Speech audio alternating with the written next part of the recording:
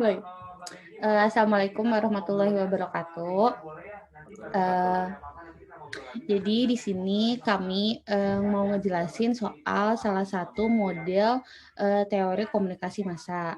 Nah, teori yang kita ambil di pertemuan ini tuh adalah teori agenda setting. Nah, apa itu agenda setting dan gimana sih pengaruhnya agenda setting di media massa sekarang? Kita bakal saling share pendapat ya. Bahas lebih lanjutnya di sini. Share screen dulu.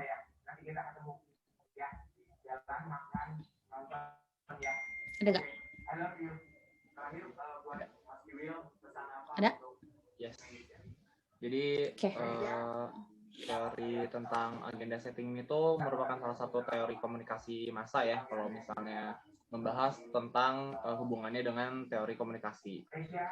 Di mana penemunya itu bernama Maxwell McCoy dengan Donald Shaw. Jadi keduanya ini tuh merupakan salah satu peneliti gitu ya ibaratnya, salah satu profesor jurnalis di University of North Carolina. Dan mereka ini tuh kenapa akhirnya membuat si teori ini, karena mereka merasa bahwa apa yang media buat untuk di-share kepada umum gitu, untuk kepada halayak, itu merupakan hal yang penting juga bagaimana halayak merespon dari si apa yang dibuat oleh si media ini. Jadi ibaratnya media itu membuat suatu berita khususnya itu tuh memiliki pengaruh penting juga untuk kehidupan si halayaknya. Terus lanjut ke asumsi teori. Jadi di agenda setting teori itu ada dua asumsi yang melatar belakangi teorinya. Yang pertama tuh media memberikan tekanan pada suatu peristiwa, maka media itu akan mempengaruhi halayak untuk menganggapnya penting. Ini tuh jadi kayak lebih ke gimana si media itu tuh ngarahin dari isu yang sifatnya general ke spesifik. Misalkan dari apa sih, kalau misalkan apel nih, apel tuh di dalamnya tuh ada kulitnya, ada isinya, terus ada bijinya. Nah, si media ini tuh bisa ngasih highlight di bagian mana, misalkan mau di bagian kulitnya atau di isinya atau di bijinya kayak gitu. Terus asumsi teori yang kedua tuh adalah pengaruh media yang berkaitan dengan kemampuan media dalam memberitahukan kepada penonton tentang suatu persoalan apa saja yang penting.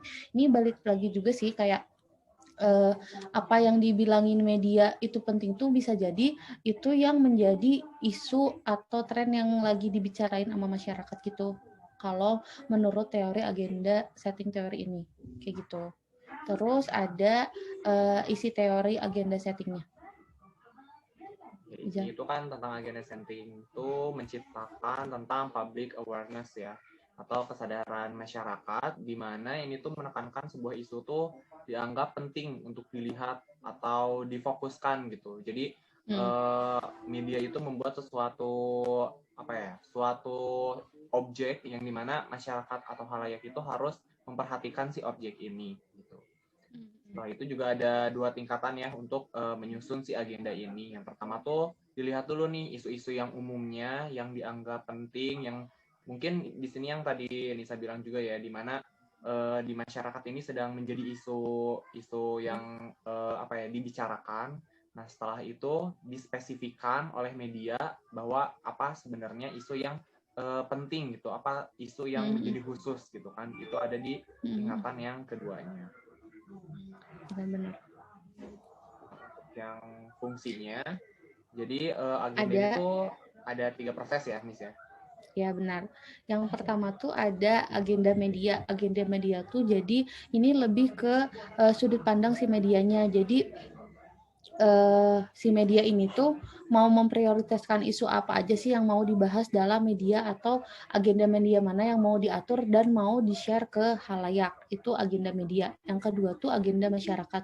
Agenda masyarakat ini tuh dalam fungsinya tuh si agenda media yang udah dibuat tadi itu tuh bakal langsung mempengaruhi dan istilahnya tuh langsung masuk ke pikirannya masyarakat, apalagi masyarakat yang nonton beritanya itu. Jadi setelah si konten berita yang di media massa itu buat dan di-share langsung mempengaruhi dan kayak berinteraksinya tuh sama masyarakat. Jadi masyarakat pasti ngebahas atau ngomongin isu-isu yang tadi media itu udah buat itu. Terus tuh yang ketiga tuh ada agenda kebijakan. Nah, si agenda kebijakan ini tuh adalah pengaruh dari dua fungsi penyusunan yang tadi. Setelah agenda media, si medianya buat isu atau beritanya, terus mempengaruhi masyarakat, dan kalau misalkan itu tuh jadi isu yang hangat dan memang sifatnya tuh menyinggung kebijakan secara formal, apalagi dalam pemerintahan, pasti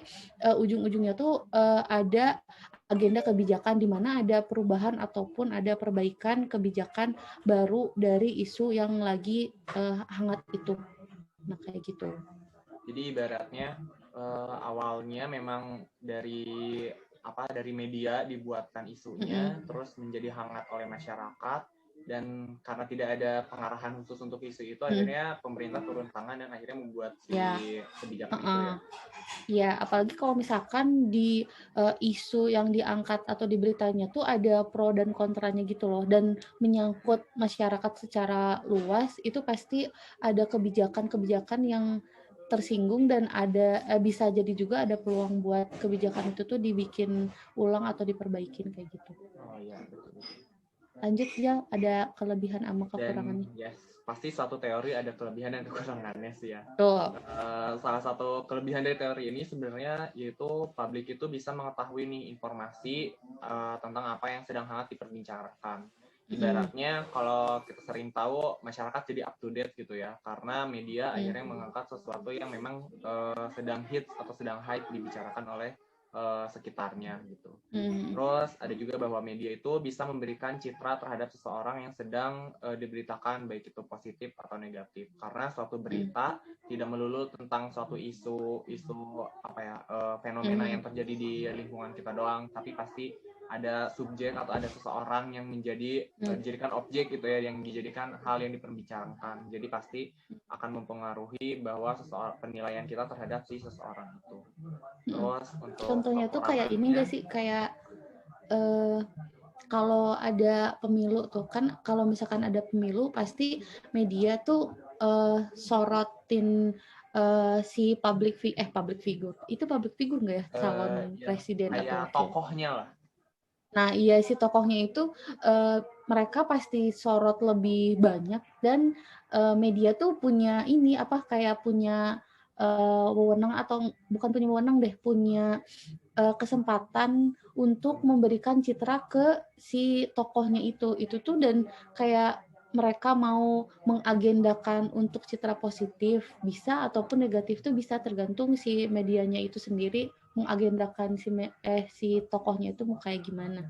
Ya nggak sih? Bahkan jadinya misalnya masyarakat itu karena berbeda-beda, dan masyarakat juga makanya lahir Bhinneka Tunggal Ika gitu, karena kan memang ideologi masyarakat di kita juga pasti berbeda-beda sesuai dengan wilayahnya masing-masing.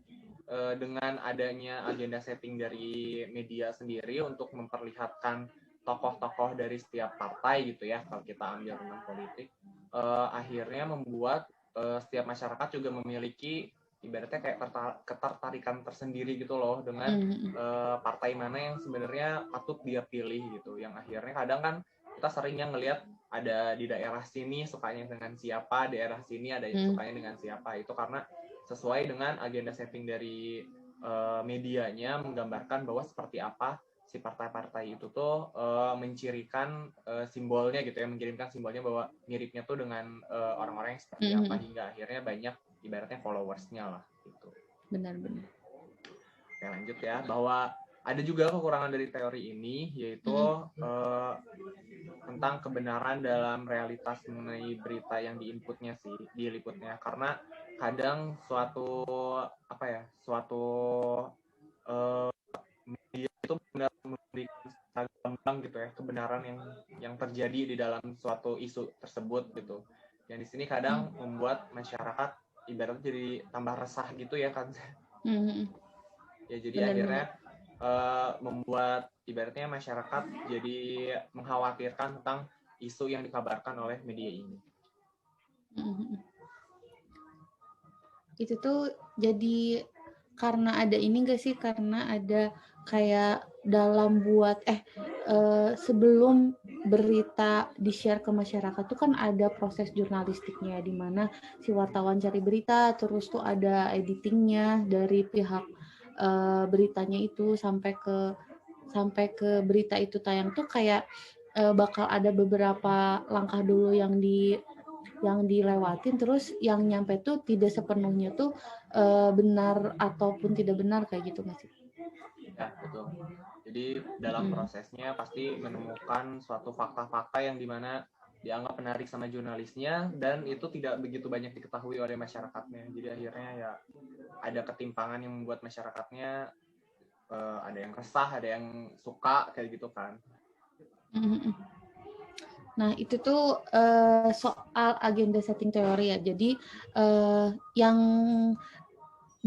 saya tangkap dari teori agenda setting itu lebih ke ini sih. Jadi kayak ternyata tuh si media tuh punya wewenang yang luar biasa untuk untuk mengarahkan masyarakat, apalagi kalau media masa ini tuh kan halayaknya tuh luas banget, dan kita tuh nggak bisa kontrol yang nonton di situ tuh siapa, terus latar belakang pendidikannya gimana, terus kayak yang mereka tangkap tuh kayak gimana. Jadi kayak perlunya kode etik jurnalistik, terus kayak etika dalam mencari berita dan kayak memberitakan sesuatu tuh itu sangat penting. Itu karena apa? Karena ini menyangkut halayak luas nggak sih? Dan ya gitu, jadi efeknya tuh pasti berdampak besar. Ya, dan seperti kita tahu sendiri, karena ini salah satu teori komunikasi gitu ya, dalam lingkup yang sebenarnya luas banget gitu, bisa menyangkut tentang dunia pers, dunia jurnalistik, dunia public PR, tokoh lah ya, relation ya, humas gitu kan, termasuk juga pasti ada di dalam agenda setting ini juga. Begitu dengan broadcasting gitu kan, dengan dimana pasti karena broadcasting berkaitan dengan media dan hal-hal yang broadcasting lakukan setiap harinya pasti membuat sesuatu yang memang ingin disampaikan ke masyarakat, sehingga membuat agenda settingnya tuh benar-benar dipikirkan gitu, gimana caranya ibaratnya kayak mengarahkan gitu ya si agenda setting tuh, bagaimana cara mengarahkannya media biar masyarakat itu ibaratnya lebih peka gitu dengan isu-isu yang diberikan oleh si media ini gitu. Makanya sebenarnya kalau dilihat dari contoh realnya deh gitu ya, banyak banget hasil-hasil dari media. Seperti tadi kan ada kan susunan-susunannya ya. Yang pertamanya dari agenda dari medianya dulu, terus habis itu ya, soal fungsi ya agenda dari masyarakatnya, ya kan, fungsi susunan itu yang 3 proses, dan ada juga yang akhirnya menjadi suatu kebijakan gitu. Dimana kan ini menceritakan bahwa sebenarnya media bisa mengarahkan masyarakat untuk peka terhadap sesuatu, sehingga efeknya pemerintah sendiri pun menjadi peka dan membuat si peraturan-peraturan atau kebijakan-kebijakan agar ada yang mengarahkan gitu. Ini tuh isu ini tuh biar lebih aman dan lebih tidak melenceng dari ideologi yang sudah ibaratnya kalau kita di Indonesia miliki gitu, dengan ideologi yang ada. Kayak misalnya waktu itu aja sempat ada yang tentang rasisme, yang lagi heboh di luar negeri ya kan. Kan, ya salah satunya itu kan cara media bagaimana membuat bahwa Indonesia agar tidak menjadi seperti di luar negeri. Kalau nggak salah tuh ada salah satu televisi yang menayangkan sejarah bagaimana si media ini tuh bagaimana asal usul rasis ini tuh terjadi gitu kan. Terjadi ya. Ya sebenarnya kan ini isu yang akhirnya masyarakat jadi lebih peka ya, bahwa rasis itu terjadinya seperti itu, hingga akhirnya kita tidak boleh rasis gitu kan. Dan itulah mengapa akhirnya pemerintah juga punya kebijakan tentang ideologi kita yang Bhinneka Tunggal Ika gitu kan, bahwa kan untuk menekan bahwa saking luasnya Indonesia untuk tidak membuat rasis itu terjadi gitu kan. Benar-benar, walaupun kayak bukan muncul kebijakan yang secara formal datang, tapi kayak reminder ulang soal Pancasila kita yang ya udah gitu, karena kita satu tujuan walaupun kita ras atau budayanya beda-beda tapi tetap satu kayak gitu pasti. Iya betul. Dan ada satu lagi yang isu yang ini isu lebih ke mana ya, yang soal isu nikah muda yang sekarang mungkin beberapa teman-teman kita juga tahu soal ada public figure yang sekarang lagi membahas perceraian, dan agenda settingnya tuh kayak media tuh mengarahkan kepada topiknya tuh yang isu yang hangat tuh sekarang soal nikah muda. Akhirnya tuh kan si isu nikah muda ini tuh masuk ke agenda masyarakat di mana kayak orang-orang tuh ada pro dan kontranya soal topik nikah muda ini, dan akhirnya tuh ada kebijakan juga dari pemerintah yang ngasih tahu bahwa pernikahan secara yang diakui agama tuh ada dalam batasan umur tertentu gitu. Ini kan kayak salah satu contohnya gimana agenda setting tuh terjadi walaupun bukan dari bidang-bidang yang politik gitu, bukan politik atau bidang yang berat atau kayak pemilihan, tapi kayak ini tuh lebih ke topik di dunia hiburan lah ya, karena menyangkutnya tuh ke public figure kayak gitu. Ternyata tuh agenda setting tuh memang benar terjadi dan memang mempengaruhi dari agenda medianya sendiri, masyarakatnya sendiri pun kalau misalkan ada sampai ke kebijakannya kayak gitu.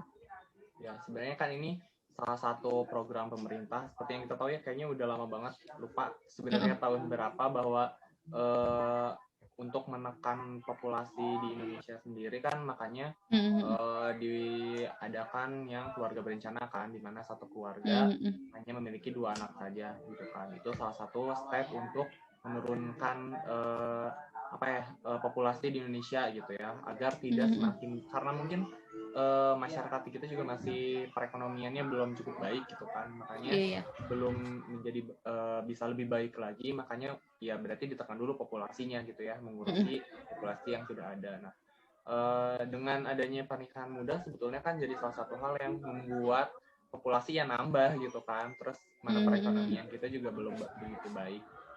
Makanya pemerintah kalau nggak salah karena saking susahnya tahun 2019 membuat undang-undang tentang batasan umur, berapa aja yang umur ceweknya berapa, cowoknya berapa, untuk bisa melegalkan diri untuk menikah gitu kan. Karena kebanyakan kan ibaratnya kayak di pedesaan atau di perkampungan gitu ya, masih di pelosok-pelosok, pernikahan muda tuh masih menjadi sesuatu yang biasa gitu, dan kayak hal yang lazim dilakukan gitu. Sedangkan melihat dari kemakmuran wilayahnya aja, sebetulnya hal tersebut bisa berpengaruh banget kan gitu.